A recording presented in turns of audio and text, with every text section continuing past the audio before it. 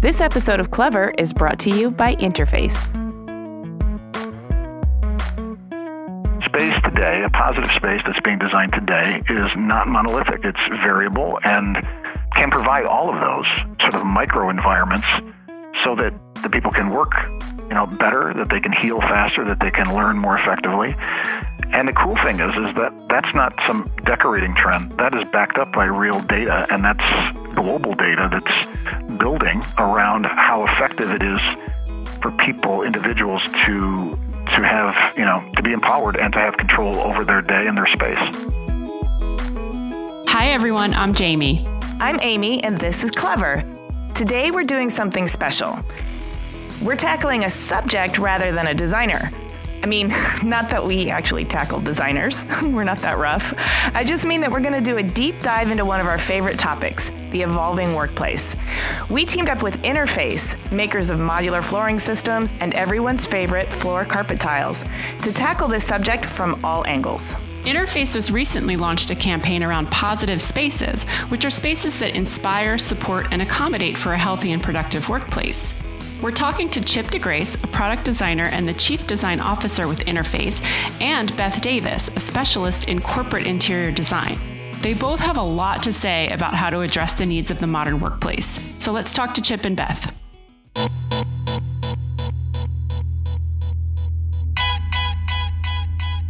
My name is Chip DeGrace. I am the design lead for Interface Incorporated globally. So what that means is that there are several design teams around the globe, and we are all one big team. So the folks that design product, the people that help customers apply product, and then there's a group of designers who work to sort of integrate all of our sort of touch points to the customer via websites and spaces and communications. Those people are part of this bigger design team, and I am blessed to be able to lead all of those folks. That's a big, important position. Yes, it is. Weighs heavily. Well, I hope you get some sleep at night. There's a lot of people to worry about. Yeah.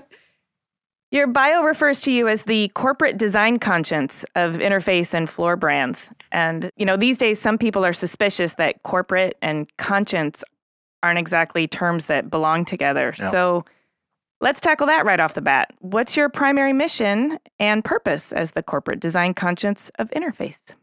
My primary mission as the corporate design conscience, if you will, is to make certain that our designs, whether they be product or whether they be interactions with our customers, are generous in their approach and that they serve all equally. And that's a broad, abstract thing to say, but we try to make certain that on issues of materials and process and all of those things that add up to what a product is and how it behaves and how it serves and how it can be reclaimed, that those things aren't necessarily part of what a customer would know or could know. And so we try to take care of that in a way that they would be proud. We try to be responsible in all those decisions so that when we finally do meet with a customer, she's more focused on color and pattern. She can trust that we have been responsible in all the choices we've made up until that point, and that we will help her make a responsible choice for her customer if it's a designer, or for her space if it's an end-use customer. That's also a lot of responsibility. Yeah.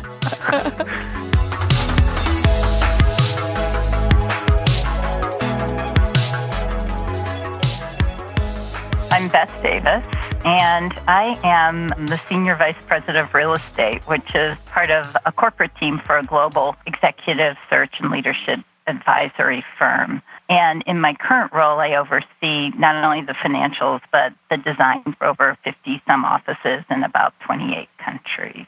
From the design field, you see that a company invests a lot in office space, and it's expensive. So you have to ensure that it's done wisely. I believe that a productive, healthy, and exciting workplace is important. And in this role, I get to influence and ensure that that happens. So at this point, you're working with architects and designers directly? I am, yes. So leading the design of these commercial interiors, you've been responsible for workplace revisioning and brand positioning of a lot of big companies. Can you tell us what that means and how the design of a space is part of the DNA of an optimal workplace? I think really what the most important thing is truly how to understand your client, not only in the present but in the future, including culture and the demographics and the work process. That is one of the most important things I think of creating the best workplace for any of your clients. We approach it a little bit differently. We have guidelines versus standards. If you take it from the baseline and if you look at those guidelines, it is always about a healthy workplace. It is always about bringing light into the space. It is always about how are people going to interact and how do you support your work process and the people within them. When we start out with any project, we always go to the end user first. And because we work in such varied locations with kind of diverse cultures, and it's important to understand the dynamics of any office because it varies. And you have to listen to that. I work with Gensler as our outside design consultant. And with them, we look at a particular location and whether that is Minneapolis or Frankfurt, Hong Kong, Mumbai, the aesthetic design differs. We always go to any given market and we start to take a look at what that culture is, and we look at the functional aspect, but we also look at how the aesthetic design might change. Mumbai was injected with great color, versus Frankfurt, where I kept noting that think about precision and sophistication of Mercedes-Benz from the aesthetic standpoint. It sounds to me like you do a pretty in-depth anthropological portrait of what you're trying to achieve. Exactly. The aesthetics become that overlay to the functional piece. And of course, the aesthetics are the fun part of any project.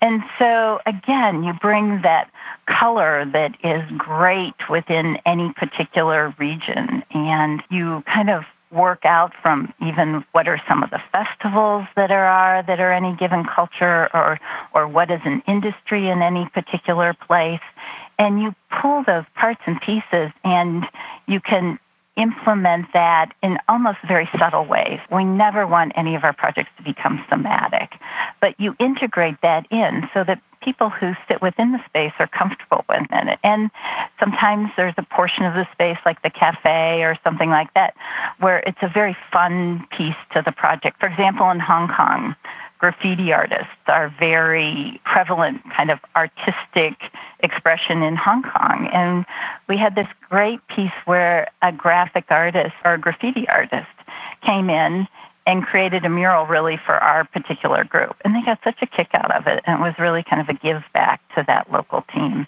that wasn't really functional, but created a space that they felt to which they had contributed and reflected a piece of Hong Kong to them as well.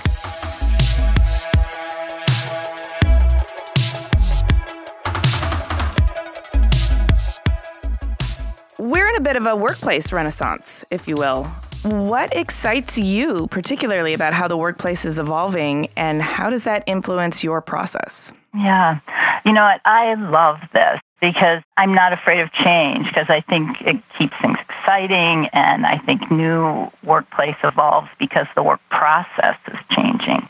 And, the latter really drives the evolution. And understanding new processes mean you need to be strategic in the workplace response. And I love the strategic aspect of anything that I do. What excites me, I think, about the current office renaissance is that it's less based on aesthetic and fashion. It's really based on providing environment and, connecting with what people need, connecting with their sort of well-being. It's interesting. I was an interior designer many years ago, back in the 80s, and we designed a very large space and weren't so focused on individuals. We were focused more on workstations and workstation types and propagating them across a footprint. And I think that the practitioners of interior design today are very much focused on people, and more than people, the individual.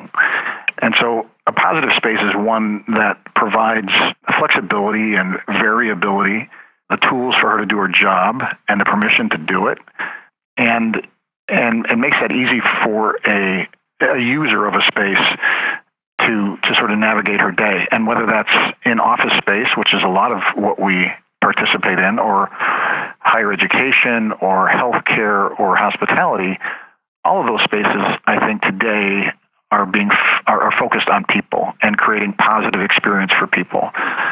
And there is no monolithic approach. Again, even in office space, I think that designers and their customers are trying to provide for spaces that are extremely flexible and can respond to what people need throughout their day. So in the morning, you may need, heads down work, and so you need to find a space in a larger space, a smaller space that can afford you that. But by noon, you're looking to eat and to collaborate, and so you need a space that's maybe more active and where you can find your coworkers. After lunch, you want to fall asleep, so you need maybe a space more active near the window, or more colorful space that maybe is honestly a little bit more acoustically live, maybe on hard surface. It might be not so quiet. Space today, a positive space that's being designed today, is not monolithic. It's variable and can provide all of those sort of micro environments so that the people can work, better, that they can heal faster, that they can learn more effectively. And the cool thing is that that's not some decorating trend. That is backed up by real data, and that's global data that's building around how effective it is for people, individuals, to be empowered and to have control over their day and their space. Design's purpose is to serve people. So the more control that we can give to the users of space, the more exciting it is. The individual is becoming more central to the design of spaces. Yeah. In looking at the data and in looking at how this has shifted to the individual, do you have a sense of why it's moved toward that? Well, I think there's a greater understanding of what makes a business successful. I think that researchers understand that not every job is the same and not every person in those jobs is the same. And so to the extent that we can understand what motivates people throughout their day and, without making custom workstations for everyone, giving that range of generational worker and a range of disciplines, flexibility and work choice, that's where the action is. And it's been proven that things like natural daylighting and higher exchanges of air in a space, or, acoustics when people need them, or, color and excitement when people need them, all contribute to a happier workforce and one that's, more productive, more creative. And inherently, how can that be bad for a business? I just think the discourse is more sophisticated today than it was, 20, 30 years ago. Customizing or doing bespoke projects, is that a new trend in the way that offices are interacting with manufacturers and design teams as well? I think they're looking for flexibility to the extent that someone can find literally what they need, or, something as simple as stay where you are, but, raise your desk and push your chair back and stand up for an hour. That sort of bespoke or that sort of customization, even to your workstation, I think is exciting for businesses because they can support the multi-generational workforce they have. They can, allow for greater sensitivity to specific workers' needs. And that's a great recruitment tool. It's a great retainment tool. I think flexibility in any workplace is important because I don't think any individual works the same. And if you're working in any kind of creative process, whether it's numbers or some kind of thought process and strategy, you're going to need to engage with other people. So I think that you need to be able to provide productive places for people to put their heads together, to think about how are we going to approach this. Do you find that creating spaces that are flexible and more adaptive to individuals is harder, or do you think it's easier than the one-size-fits-all prescription that was used in the past? Are there particular products that you specify for these kinds of environments? Acoustics is really important for any of those kinds of environments, because if you're putting... Thank you. Thank you for saying that. I cannot stand a space where they haven't bothered to worry about the acoustics, because it's absolutely nerve-jangling. I can't be productive in a place where it's just too clangy and echoey. Yeah. Right, exactly. I will tell you, acoustics is probably one of the first things we talk about in any one of our projects. And that includes whether you are in a private space or whether you are out in an open area. And because more people are out in open areas, in closer spaces, and there may be collaboration spaces close by, the acoustics become that much more important. So yes, incredibly important. It's also important in how do you configure your space. You don't necessarily put your collaboration space next to an open plan where you know the accounting team sits. It's one of those things where you're trying to be fairly logical. What kinds of products can support your acoustic treatments?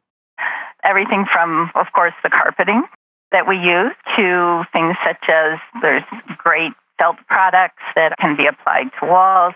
We're always very careful about this, even up to the ceiling tiles.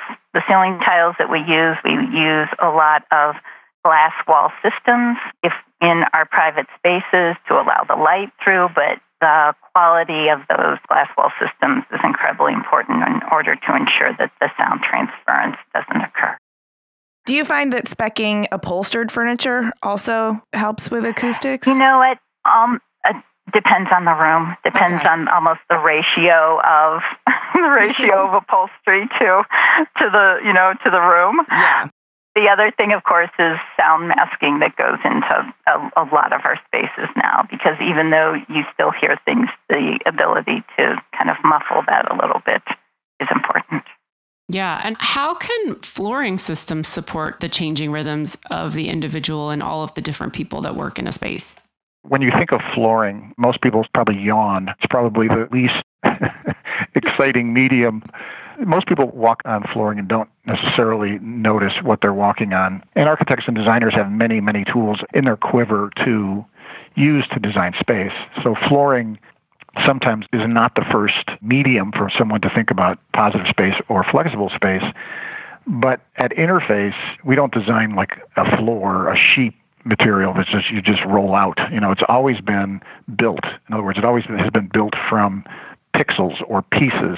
We believe that floor covering, specifically our modular system, can be a great medium to sort of support architecture and lighting and furniture and all those other choices that designers and architects and their customers have to create positive space, that the floor can seamlessly change from hard to soft, from loud to quiet, from soft enough to actually lay on the floor to something that you can mop up.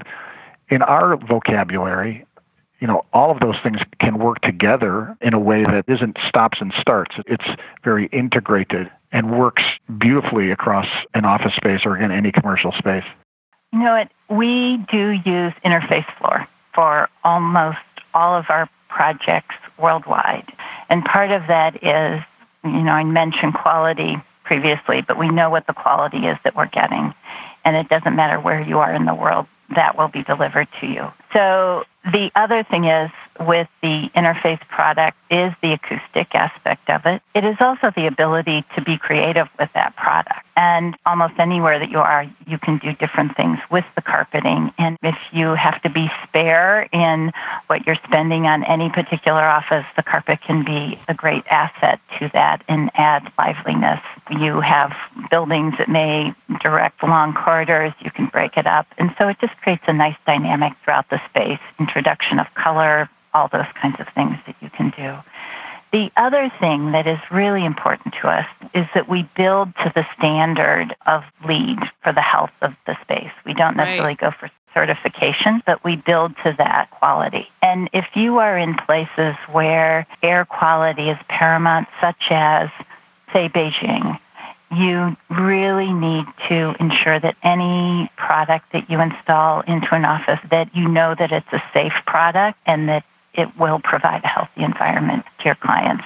That's really interesting. But what about other products that you feel like are supporting the changing workspace? Well, certainly furniture has a big role to play. It's what we sit on. It's what we, put our computers on, depending on your discipline. It's what we draw on. And, furniture's always had a role to play in supporting, human activity. Lighting systems are also key. Mechanical systems are key in supporting positive space because, again, it's what it's like to be in a room where it feels stuffy and you can't open a window. So air exchanges, and the cool thing is that all building systems and all furniture and fixtures and equipment must come together, I think, in an integrated way to create a space that feels connected and one that is free of inhibitions to, you being comfortable, you finding controls. How many rooms do you go into where you can't control the temperature or you can't even control the lighting? And I think a big part of the suite of elements in built space is the ability to control that, to have furniture on wheels, to have furniture that goes up and down, to have different furniture that you can either move or move to. Again, as I said, having windows that open, having access to daylight, having thermostats that are controllable, having specific kinds of rooms to access. All of those things are contributors to positive space. And you need not be prescriptive. I mean, I wouldn't necessarily know exactly how you two work during the day, but if I could provide a range and show you where those are and explain to you what the benefits of those are, then you could find positive space regardless, of what time of the day it was and what it was you needed.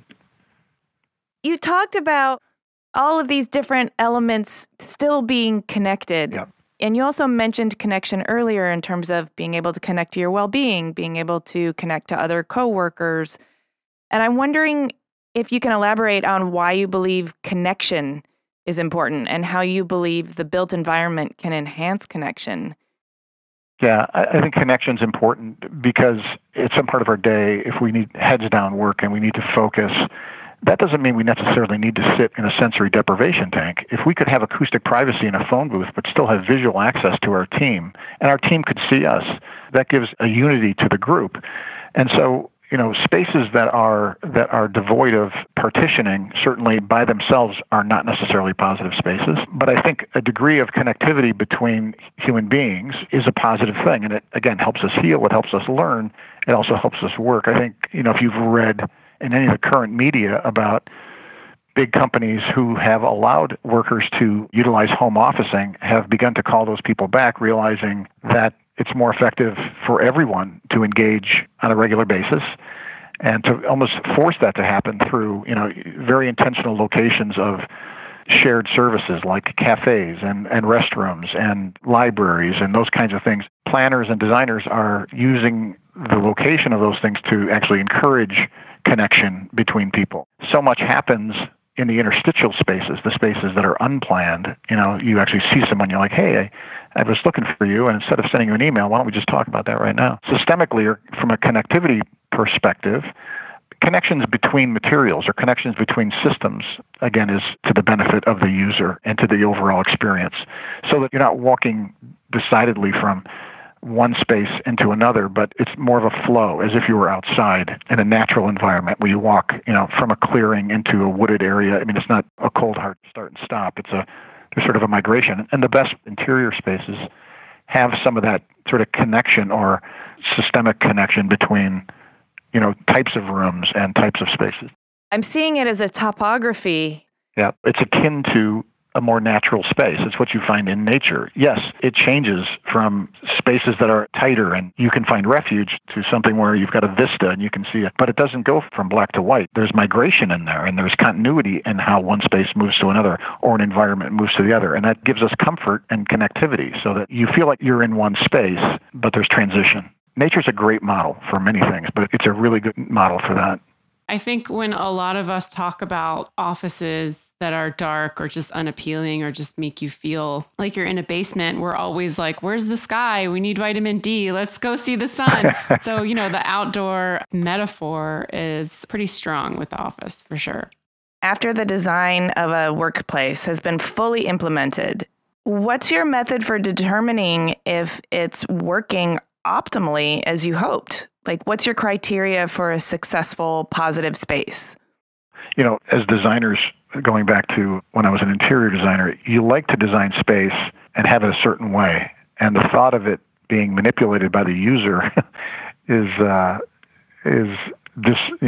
disarming a little bit or upsetting at some level, that they're going to mess it up. I think what's happening today in the design of space and architecture is that designers are allowing for that to happen. In fact, they're designing that to happen. And they find interest in seeing how a space has been hacked or how it's been manipulated a year in. And I think the measure of success is not whether or not you can go back and photograph it if it looks exactly like the photograph on day one.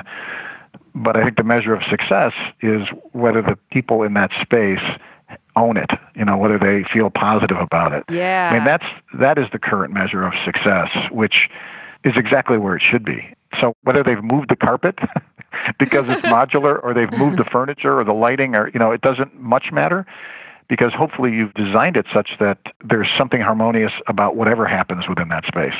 Whatever the final arrangement, that the vocabulary is such that it still will make sense. So the workspace is still work, right, for everybody that's going to this office. Do you So do you think that it's really possible for workers to feel alive and creative and their best at work in the office space?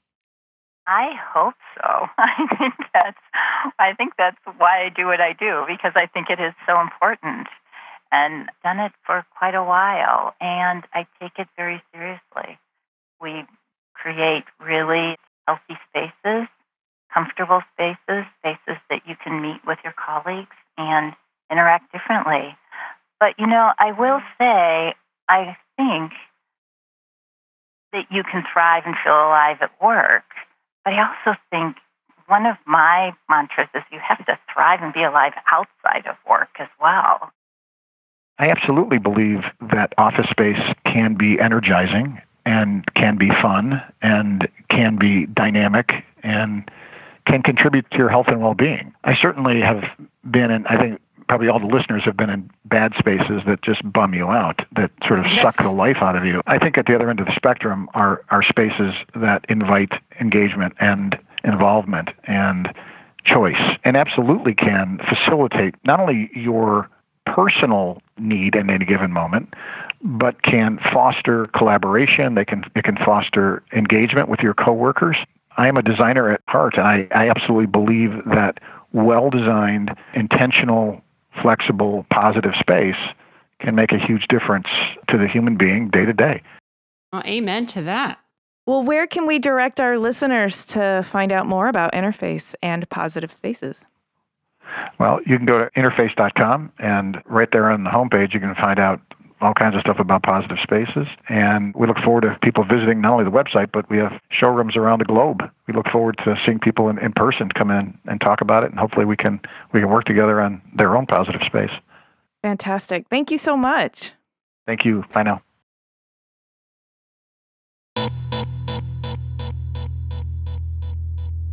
What he was saying about going back and looking at a space after people have been using it for a year to judge whether or not it's been successful is really interesting, and not something I really ever thought about when it comes to interior design. But even if they've moved things around, if they're still using all of the same products that you specified for those spaces, to be used in multifunctional ways, it sounds like that would be successful. I think the worst case scenario would be you come back and the rug's been ripped up and replaced with something else, or there's totally different things in the space, so it's an interesting way to measure success. Even if they're using it in a different way than maybe you intended, you've given them the tools to create their own usable space. I love that there's data, lots and lots of data to support that, hey, man, the workforce isn't one homogenous group of people. They're all different kinds of people, and they need different settings and different stimuli or reduction in stimuli and atmospheric conditions in order to work their best, be their best, and connect with their team in a way that's going to serve the business and the human. I think this trend towards the individual is absolutely the way it needs to go. I'm very excited about it. Yeah, I think the idea of nurturing people and giving them, number one, all of the tools, but also the level of comfort so that they can focus on their work, and giving them multiple options for different kinds of work is really important. Because I know if I'm sitting in a super uncomfortable chair or it's terrible lighting, I'm going to start to yawn and I'm not going to want to do my work. But if I've got multiple places where I can go where I feel comfortable and happy, but I'm not going to be disturbed, I'm going to work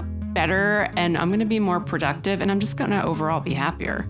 It highlights two things that I think are really great. Is for a long time we had this idea that one size fits all is good for a large general population, but that means that one size doesn't fit anyone all that well. And the other thing that's really key is it means corporations, businesses, culture in general is now willing to look at and celebrate the individual personality and not lump you all into this group and call you a number, right? So individuals are able to be who they are. And now company culture is saying, hey, that's important to us too. Thanks for listening. If you'd like to find out more about Interface and Positive Spaces, go to interface.com or follow them on Facebook and Instagram at Interface and Interface Inc. on Twitter. Please subscribe to Clever on Apple Podcasts or wherever you get your podcasts. Connect with us on Twitter, Instagram, and Facebook at Clever Podcast. We love hearing from you. This special Clever Extra episode was edited by Ty Navarez with music by L1011.